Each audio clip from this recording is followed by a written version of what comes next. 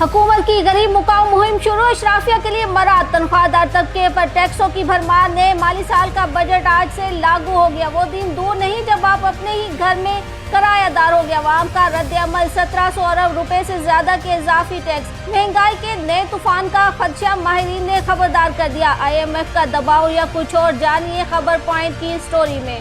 अशराफिया के लिए मरा, जबकि तनख्वाहदार और कारोबारी तबके पर टैक्सों की भरमार से भरा नए माली साल 2024-25 का बजट आज से लागू हो गया। नए माली साल के बजट में IMF के दबाव पर टैक्स रेवेन्यू का हदफ 12,970 अरब रुपए मुकर्रर किया गया है, जिसमें 1700 अरब रुपए से ज्यादा के नए टैक्स शामिल हैं। शीरख्वार बच्चों के डब्बा बंद दूध ही नहीं बल्कि दूध के आम पैकेट पर भी 18% GST देना पड़ेगा। मोबाइल फोन्स की खरीदारी पर भी 18 से 25% तक GST आयद किया गया है, जबकि पेट्रोल, डीजल और हाई ऑक्टेन पर पेट्रोलियम लीवी में 10 रुपए लीटर इजाफा होगा। लुब्रिकेंट ऑयल पर भी 5% फेडरल एक्साइज ड्यूटी लगा दी गई है। सीमेंट पर फेडरल एक्साइज ड्यूटी 2 रुपए से बढ़ाकर 4 रुपए फी किलो कर दी गई, जबकि बैनुल अक़वामी सफर पर 55 अरब के इजाफी टैक्स लगाए गए हैं।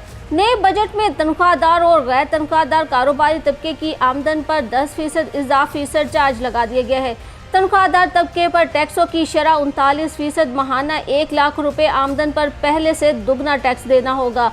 एसोसिएशन और पर्सन्स को 44%, जबकि कारोबारी तबके को 50% तक इनकम टैक्स अदा करना पड़ेगा। लेकिन हाजिर सर्विस और रिटायर्ड सिविल और फौजी अफसरान और सरकारी मुलाजमीन को प्रॉपर्टी की फरोख्त या ट्रांसफ़र पर टैक्स इस्तिस्ना दे दिया गया है।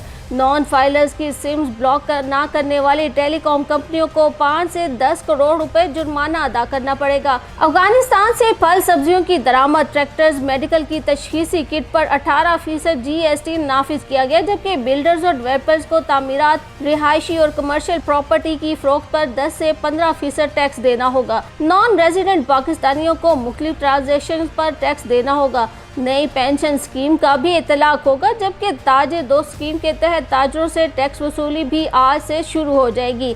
इस्लामाबाद में 2000 से 4000 मुरब्बा गज के फार्म हाउसेस पर 5 लाख और इससे ऊपर 10 लाख टैक्स देना होगा। 2000 मुरब्बा गज के घर पर 10 लाख और इससे बड़े घर पर 15 लाख रुपए टैक्स आयद हो गया है।